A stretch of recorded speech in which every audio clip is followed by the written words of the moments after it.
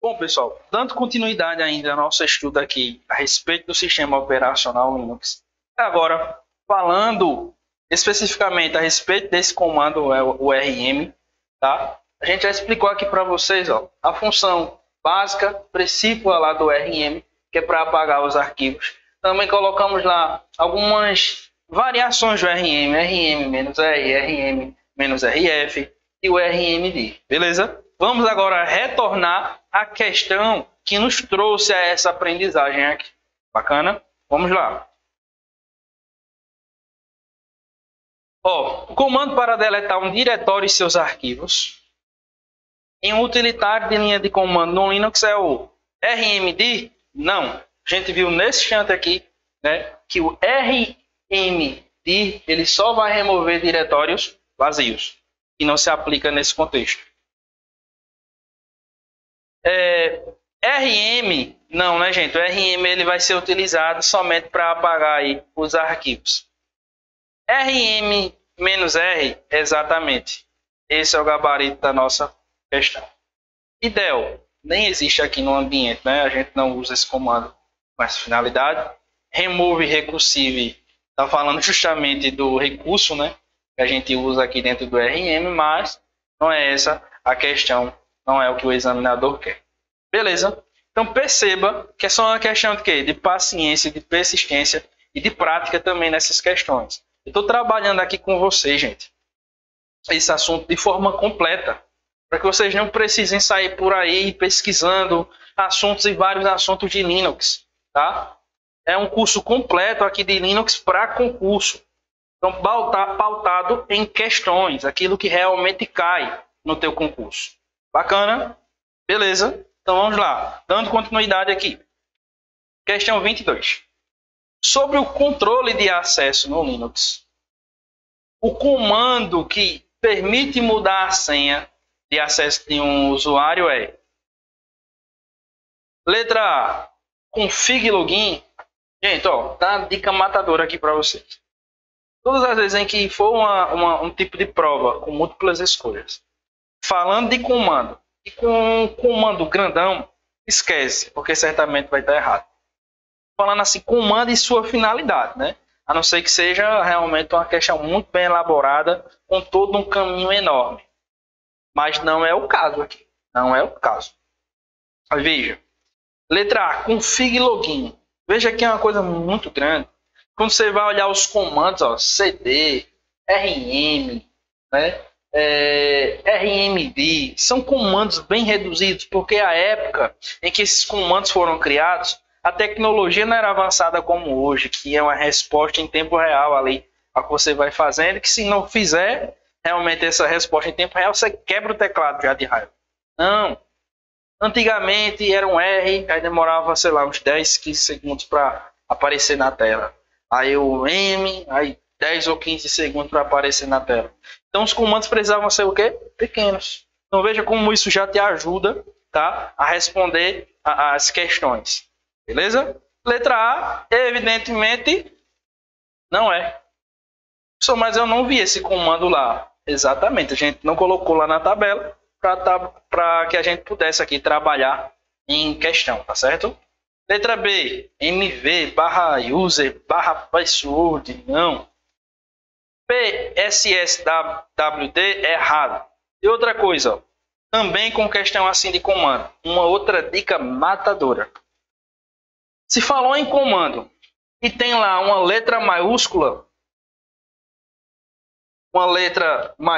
ou em maiúsculo, como você queira, você já vai ter que ficar atento. Porque como é que dentro do Linux a gente trabalha as letras? Ou elas são minúsculas ou maiúsculas. A regra para os comandos textuais dentro do console, dentro do terminal textual, tá? Dentro aqui da ideia da comunicação com o shell, é justamente que os comandos serão sempre em letras minúsculas. Então, se entre as alternativas tem um lá com letra maiúscula, esquece. Pessoal, mas eu fiz uma prova de uma banca em que todas as opções tinham a letra maiúscula. Aí Desculpa a expressão, mas lascou. A banca é quem colocou assim e tá errada, ela tá errada. Aí essa dica ela já perde um pouquinho de força. Mas geralmente os examinadores, né, são cautelosos em relação a isso. Então vai estar lá em letra minúscula. Se tiver letra maiúscula, né, que é a regra, você vai o quê? Apagar. É a regra que seja apresentada dessa forma. Explicando melhor. Então vamos lá. P com P maiúsculo, a gente já riscou. Slogin, aí você poderia, né, ficar assim em dúvida. Mas esse é o correto? Não. Esse daqui não é o correto. O correto é password, né? O passwd, tá? Esse é o comando que a gente usa aí para mudar a senha de acesso de um usuário. Aí seria a senha da conta do usuário, melhor dizendo. Tá certo? Então anota aí esse conceito, ó. Comando que permite mudar de senha. Anota aí no teu material. Questão 23. No Linux, o comando que permite mudar de diretório, veja, mudar de diretório é... Qual comando para mudar de diretório, para abrir um diretório? Comando cd, sem muita enrolação. Vamos para a questão? Letra A, chmod? Não, chmod existe, tem a finalidade de alterar as permissões de acesso a uma determinada pasta. E não de mudar o diretório, né? Mudar de diretório, ir de uma pasta para outra. CD? Não, letra maiúscula, jamais. RMD? Não, RMD tem a finalidade de remover um diretório vazio. CD? Sim. Gabarito da nossa questão. Letra E, LS? Não. LS é só para listar o conteúdo de um determinado diretório. O diretório em que você está acessando naquele momento. É isso? Simbora. Continuar o nosso estudo. Mais uma questão. Na distribuição Linux, Ubuntu, professor, você não falou em distribuição. Calma, se aplica a todos os comandos. Então, se vier qualquer coisa desse tipo assim, falando em uma distribuição, não tenha medo. Na distribuição Linux Ubuntu, tem a versão. O comando que permite alterar as permissões de acesso a uma pasta. E opa, qual é o comando? Sudo -rfw? Não. Não.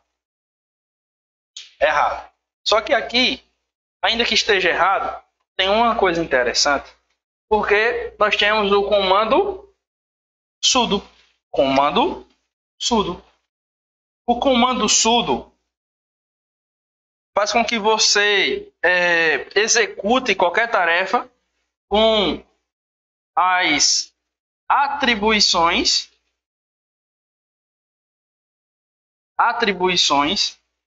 de root. Existem alguns comandos que você só vai conseguir executar se antes do comando você já for um root. Se você não for um root, você coloca lá sudo e o comando que você quer fazer. Aí vai ser solicitado a tua senha, coloca lá a senha e executa o comando. Caso contrário, você não consegue, vai ter um erro.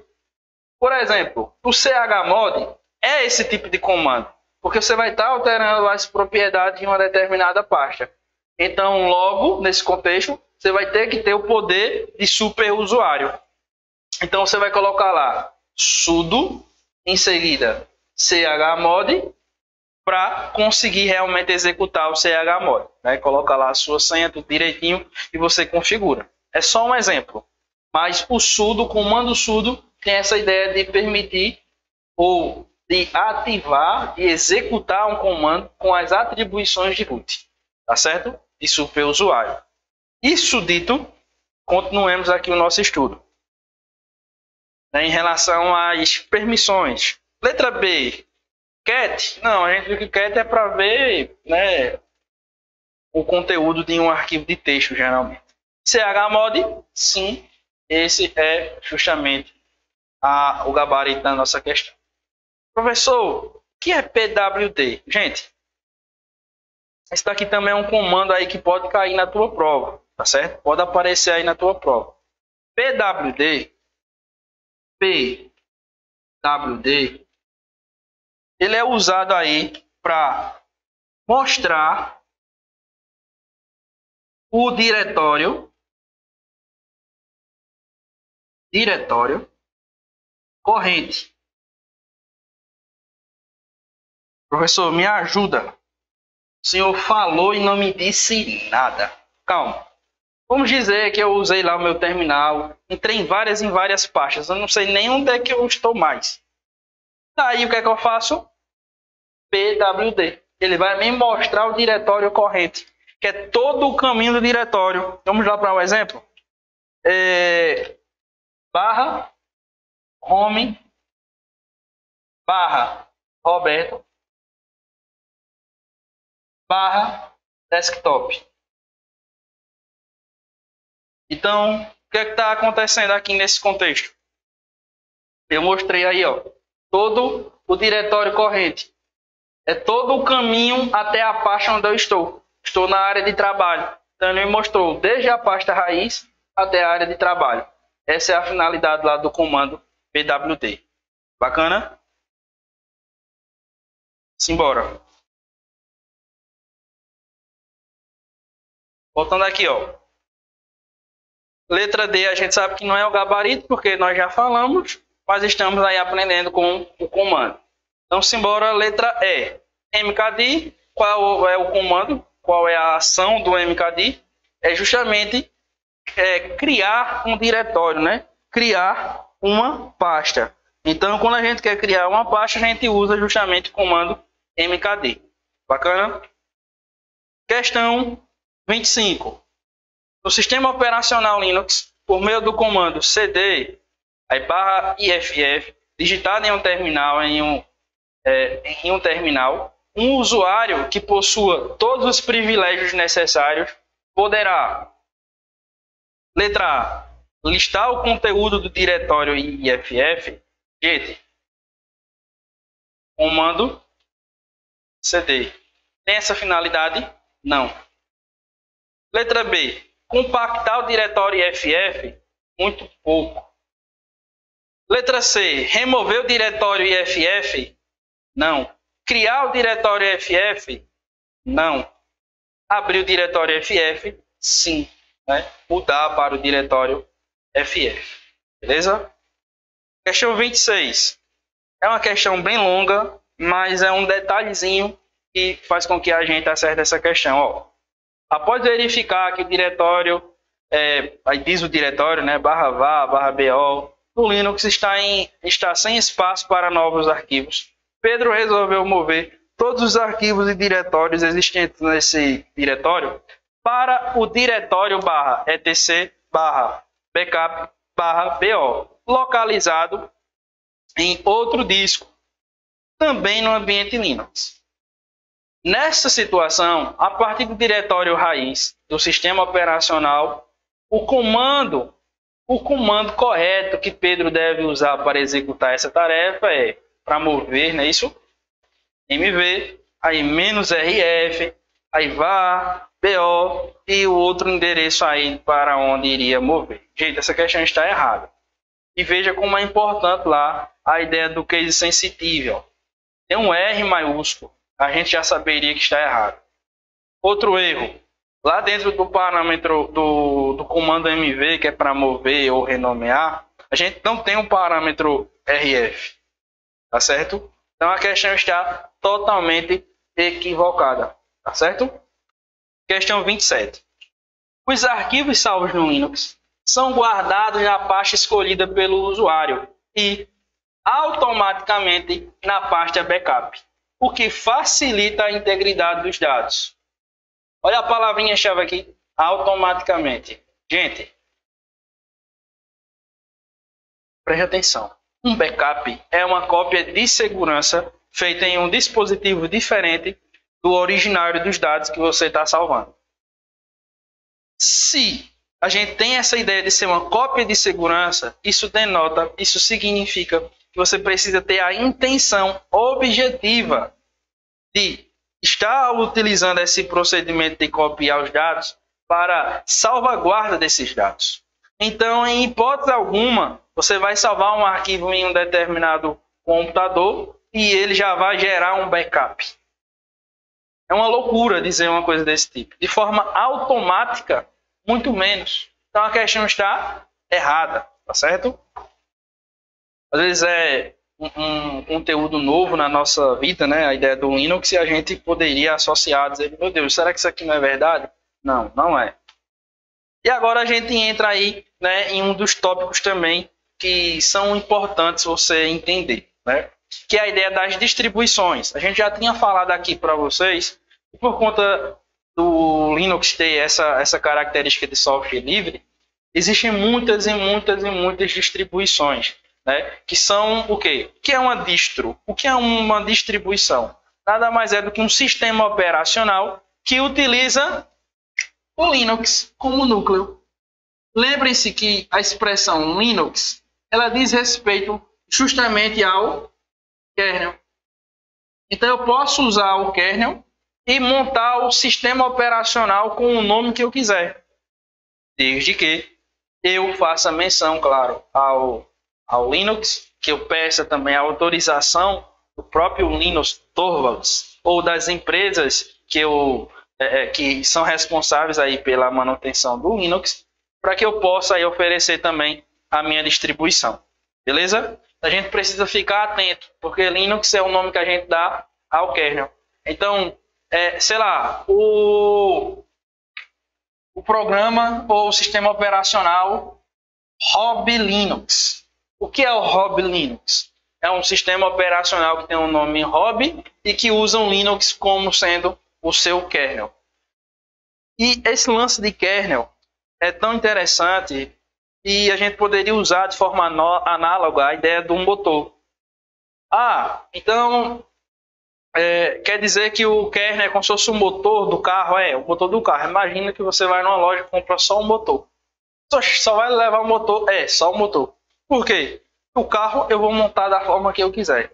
Eu tenho liberdade para montar do jeito que eu quiser. Pegou a ideia? Então montei, criei o meu carro, mas eu fiz menção também ao motor. Sacou? Então tem as características lá do meu sistema, o sistema que eu quero montar, de acordo com a finalidade que eu quero, mas eu sempre faço menção ao núcleo do meu sistema. Tá certo? Então vamos lá. Ó. Temos aqui, né, a ideia de existirem mais de 200 que são oficiais, né? São distribuições oficiais. Temos aí várias interfaces. Gente, isso aqui cai em prova? Cai, mas a recorrência é bem mínima. A gente vai focar aqui as importantes, né? As que são mais importantes. Ó, quais são? Ubuntu é importante. Debian, Fedora, a própria distribuição com o nome Linux também, Arch Linux, Slackware também é muito importante, tá? Mas você também tem aqui a OpenSUSE, né? O SUSE, Mandriva, toda Debian, né? O Debian, podem aparecer aí na tua prova, são as mais recorrentes. Só o nome da distribuição, não vai cobrar nada, porque seria sacanagem se o examinador cobrasse as características de cada um desses sistemas. Por quê? A única coisa que eles vão ter basicamente em comum é que usam lá, ó, o Linux, o kernel Linux, e que montaram um sistema operacional em cima desse kernel. Essa é a coisa que eles têm em comum. O restante das coisas aí vai variar muito, né? Vai depender muito aí da empresa que montou o sistema, tá certo? Então vamos ver aqui uma lista com as principais também, beleza? Aí nós temos lá, ó, Ubuntu, Mint, né, a Debian ou Debian, Fedora, OpenSUSE, que a gente já tinha falado, Red Hat.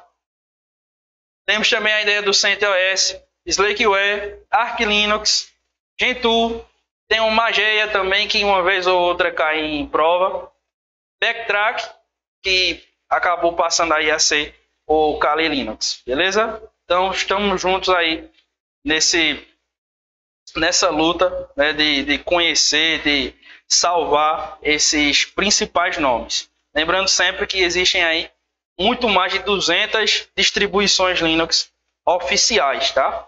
Tirando aí as que não são oficiais.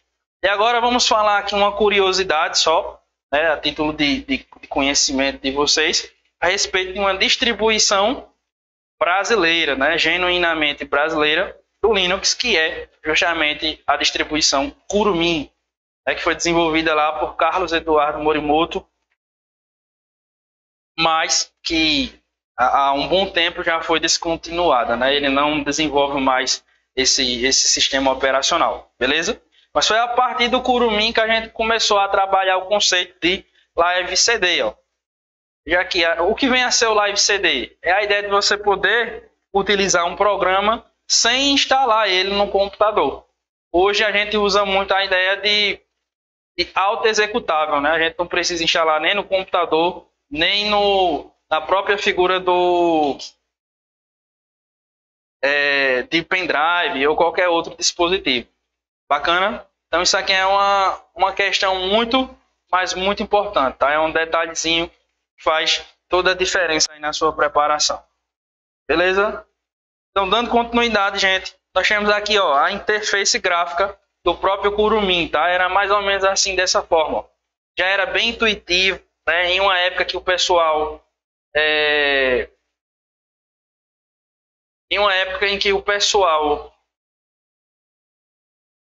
dá uma pausa?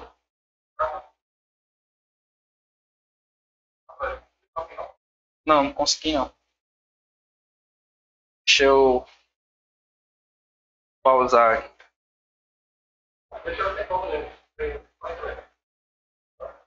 Beleza.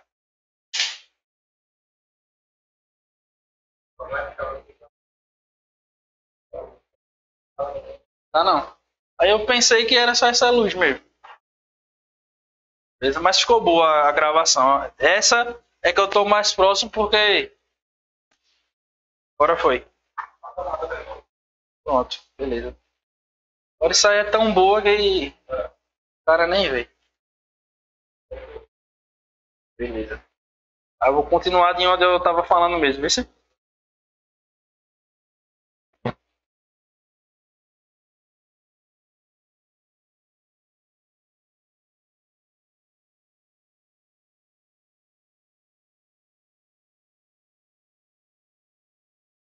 Então vejam, pessoal.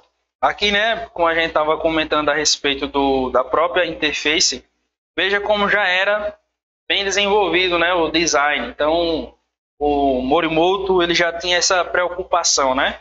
Felizmente ele abandonou o projeto, não viu realmente vantagem em desenvolver esse projeto aí com o pessoal. Mas veja, nós já tínhamos aqui, ó, várias e várias ferramentas, né? Leitor de CD, de DVD, né? Drive para impressora. Então já tinha um programa assim bem completo, né? Bem desenvolvido. Bacana? Então vamos lá fazer uma questãozinha a respeito desse assunto. Questão 28. O Ubuntu é uma distribuição do Linux de código aberto que se caracteriza por ser não comercial, amplamente utilizada e baseada no Debian GNU, né? Debian/GNU. Certo, gabarito correto, tá? Quando a gente fala que um sistema Linux ele é não comercial, o que a gente quer destacar aí para vocês? A gente quer destacar justamente a ideia de que esse sistema operacional, ainda que ele possa ser utilizado para obter lucro, ele não tem a finalidade de ser vendido, né, da forma como ele foi construído, porque a gente trabalha com o conceito de quê? De software livre. E muito cuidado, porque software livre não é a mesma coisa de falar em software gratuito. O software livre ele entrega, inclusive, a liberdade para que a gente escolha se iremos cobrar ou não por um determinado software. Eu posso vender o software livre? Posso. O que eu não posso vender ou restringir é o acesso a esse código-fonte. Beleza? O acesso ao código-fonte eu não posso vender. Isso é fato. Bacana? Então voltamos aqui ao nosso slide para mais uma questão e agora essa tem um caráter mais conceitual. Beleza? Então vamos lá.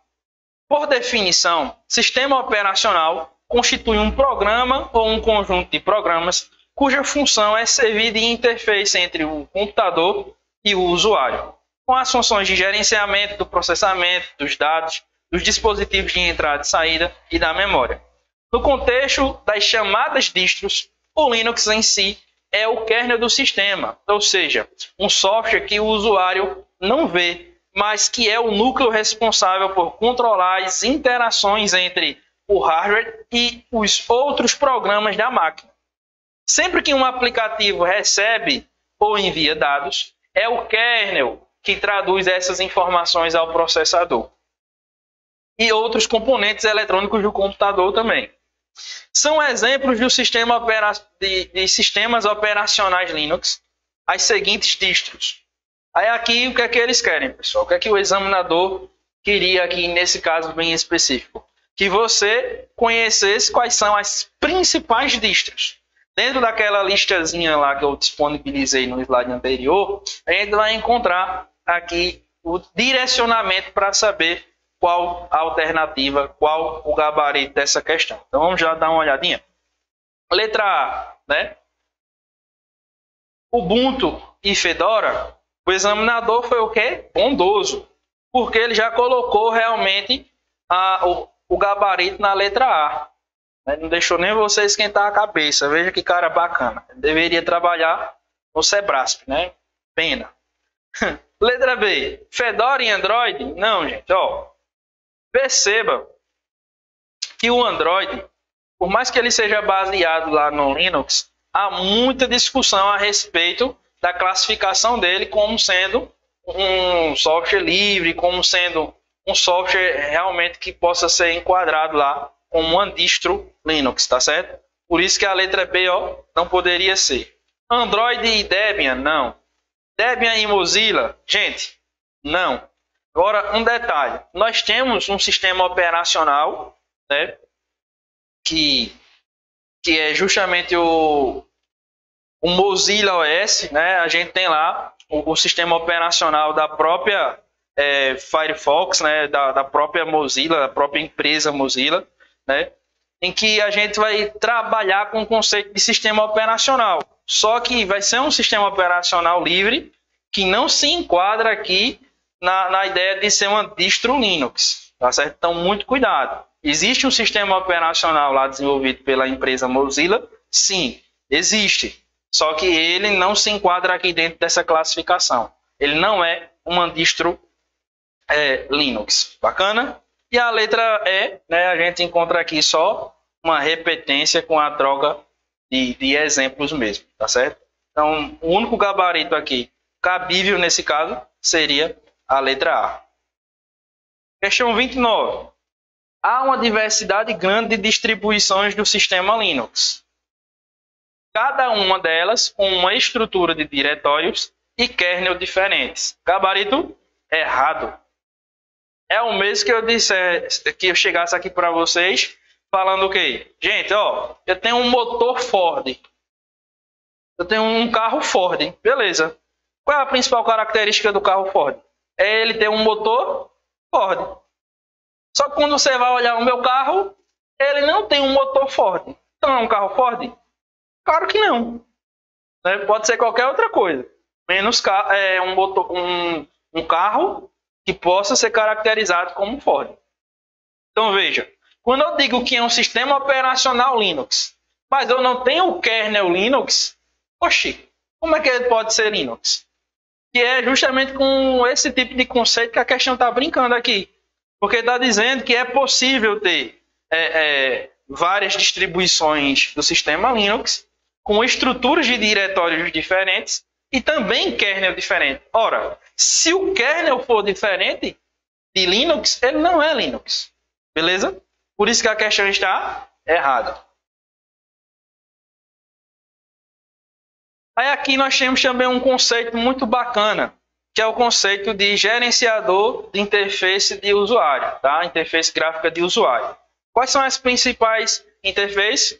GNOME, KDE, LXDE, Blackbox.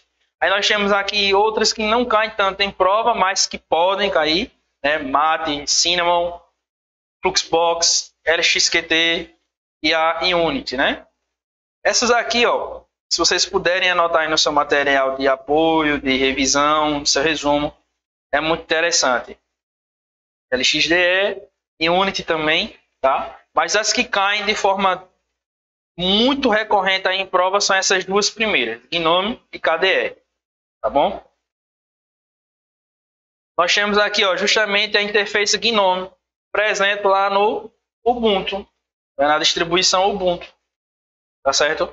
Temos aqui, ó, a visão, né, das janelas abertas, enfim, só para que você tenha uma noção aí de como se organiza a principal interface gráfica, né, que é a mais conhecida, e a distro mais conhecida também, que é o Ubuntu. Questão 30.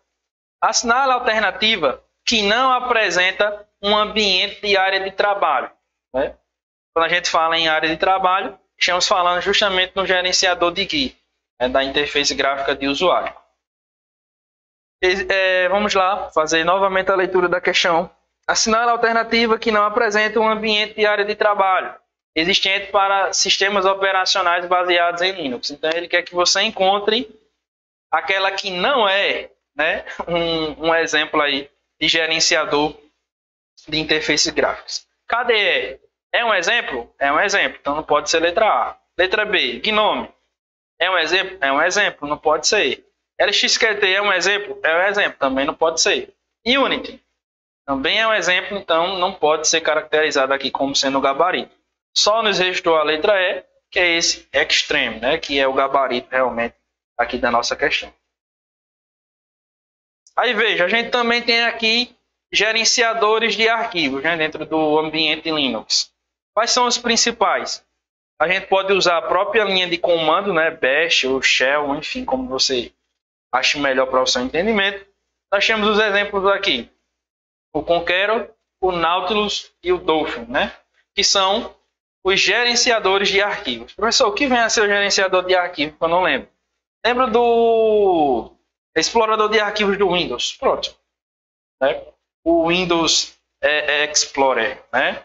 E não confunda com o Internet Explorer, né? São duas coisas diferentes.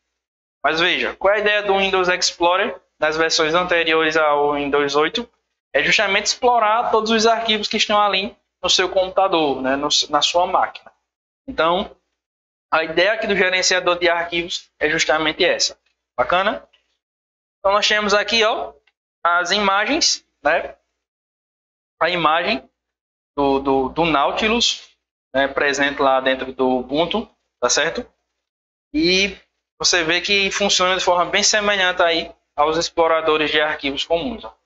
Os recentes, favoritos, pasta pessoal, área de trabalho, documentos, downloads, imagens, músicas, vídeo, lixeira, enfim. E a questão conceitual para que a gente encontre aí a incorreta. Alternativa incorreta. Simbora. A respeito do sistema Linux, assinala a alternativa incorreta. Letra A.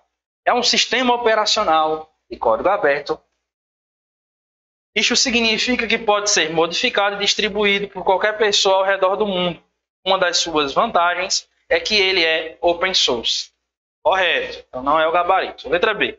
Nos computadores domésticos, o sistema, apesar de ser gratuito, é muito pouco utilizado. Mas a maioria dos servidores nas empresas usam porque é fácil de personalizar. Correto. Letra C. É um sistema operacional desenvolvido pela Apple. Ele vem instalado em todos os computadores Mac. Todas as versões recentes são conhecidas como macOS X.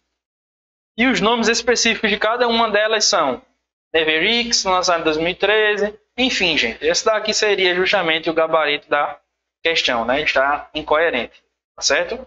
Letra E. É um sistema operacional que as versões mais populares são Ubuntu, Debian, Linux Mint e Fedora. Realmente. Letra E. É um sistema operacional que na sua estrutura, a interface gráfica do usuário de cada sistema operacional tem uma aparência diferente, que é justamente um detalhe que a gente acabou abordando lá na introdução a respeito do sistema operacional. Não é isso? Então, pessoal, o que a gente tinha para trabalhar a respeito do Linux em relação a esses tópicos, né, a ideia das características gerais, o que vem a ser um software livre, os principais diretórios e os principais comandos, a gente já trabalhou aqui nesse encontro, tá certo? Então, qual é a minha orientação ainda em relação ao Linux? Que você pegue todas essas questões que a gente fez até o momento, tente fazer essas questões, né, de forma autônoma, sozinho, e que também, além disso, vocês aí resolvam outras questões relacionadas ao assunto, tá bom? Para fixar esse conteúdo. Façam a leitura aí do material de apoio também que eu disponibilizei, né, que a gente está disponibilizando aqui na plataforma, e podem contar com o meu apoio, beleza? E aqui no CPEM, você não pode esquecer jamais, que o seu sonho é o nosso objetivo. Valeu!